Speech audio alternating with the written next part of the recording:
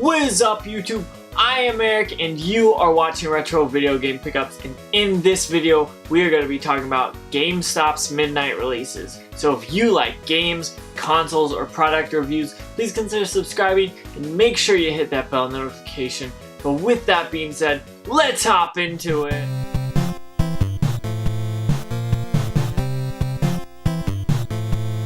So let's talk about GameStop's midnight releases. With all the new games coming out and midnight releases being actually evolved somewhat, I feel like here recently, I figured I'd sit down or stand up and talk to you guys about what I think of midnight releases from GameStop and maybe some of my past experience and some of my current / more recent experience. So with that being said, you all know that some really good games have just recently come out. I'm talking about Smash, I'm talking about Let's Go Pokemon, I'm talking about Red Dead Revolver, I'm talking about Spider-Man, God of War, the list goes on and on and on. And I know that you guys want those games as quickly as possible. And so what's the best way to do that? Either go to midnight at Walmart, which is lackluster, or go to GameStop at midnight, which can be lackluster, can be really awesome. So in this video, I'm going to talk about some things that I've seen that I liked, some things that I saw that I didn't like, and things like that. Okay, so I'm going to go back and start to one of my very first experiences that I had right out of high school / college. I believe it was in the summer. But a game came out, and I can't remember what it was exactly. It was one of the Naruto games. I can't ever remember which one it was. One of my friends was like, hey, I'm going to this, do you want to go? And I was like, I'm not really interested in getting that game, but I am down with hanging out till midnight, and then after that going to your place and playing it, hanging out, just kind of chilling.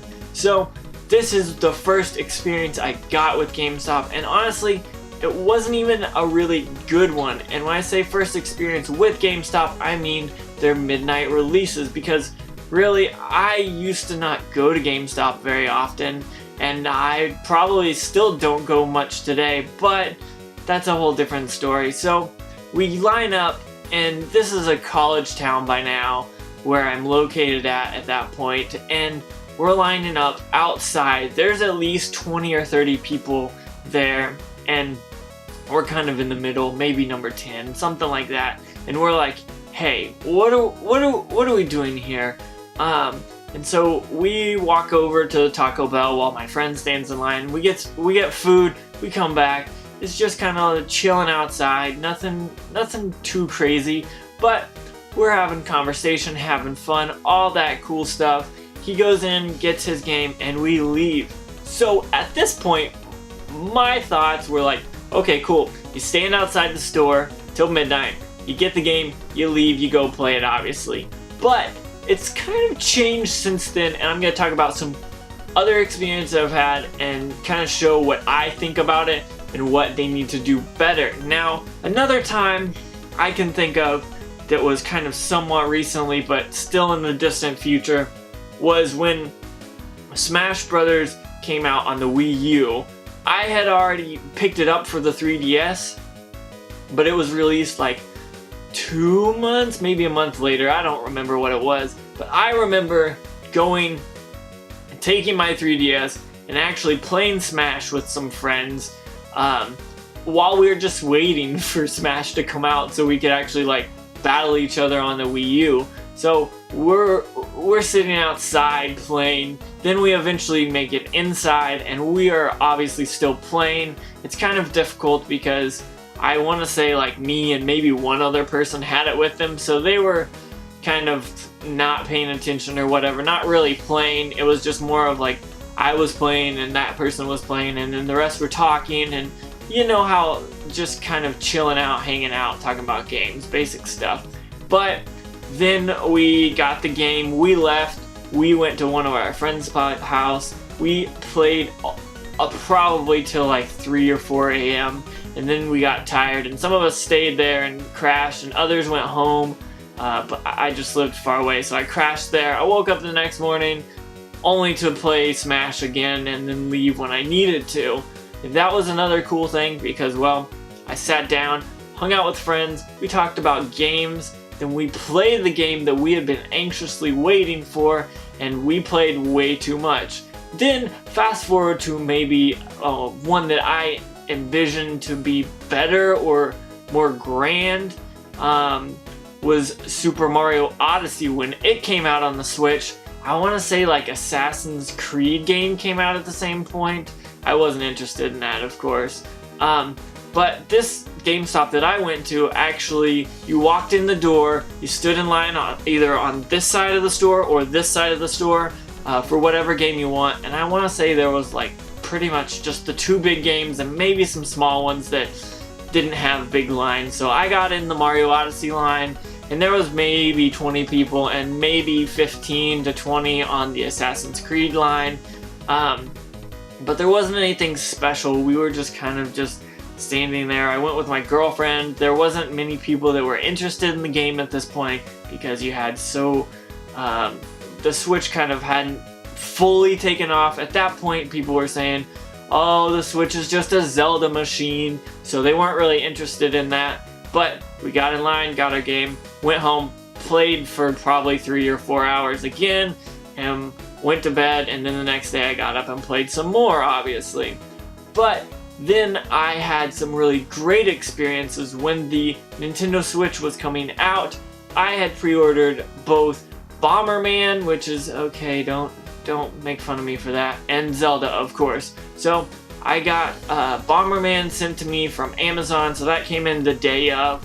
But I got Zelda and the Switch pre-ordered from GameStop, which my local GameStop was actually having a midnight release, and some of my friends were either getting consoles or they wanted to just go and hang out. So we went to this one, and this one had like a gamers club that came in, and they set up like TVs in the middle, and we were playing both Smash Bros on the Wii U and Mario Kart 8 on the Wii U, and there was competition and all this stuff. There was like a Papa John's person there giving out free pizza and pop. It was really cool. Like you came in there and you're like, yeah, this is what I want to do. Just play games, eat some pizza, hang out, and then when it comes out, pick it up and we split. None of us stayed together after that, which I thought was probably because of the way that Zelda was. It's just a single player, which is totally awesome and okay about that. I remember we played, hung out, we all came and chilled, and then immediately we got it and we're like, see you next week, because we all knew we weren't going to hang out together. So I liked that aspect, that they really made it into more of an event and something cool and casual and really drew people in. I want to say there were at least like 60 to 75 people in line by the time I was ready to get the actual Switch, because at like 11:30 they said, okay, everybody go outside, we're gonna kind of rearrange the store, and then you guys can form a fashionable line and pick up your Switch and the games and all that. And of course, when I got up there, they're like, we have one more Pro Controller, and I was like, thank you, I'll take it. I want it. So I picked that up day one, which was great because I got to play Zelda that night and pretty much the next 72 hours with the Pro Controller. So that was very well worth it. But there was a lot of camaraderie, and it felt awesome to just be able to chill with gamers, talk about games, and hang out and all that. But I often don't see that with midnight releases anymore, and that was a year, maybe 2 years ago, honestly. Depending on, it's probably a year and 6 months, to be honest. But it was kind of a bummer because whenever Let's Go Pikachu Eevee came out, my GameStop didn't do a midnight release.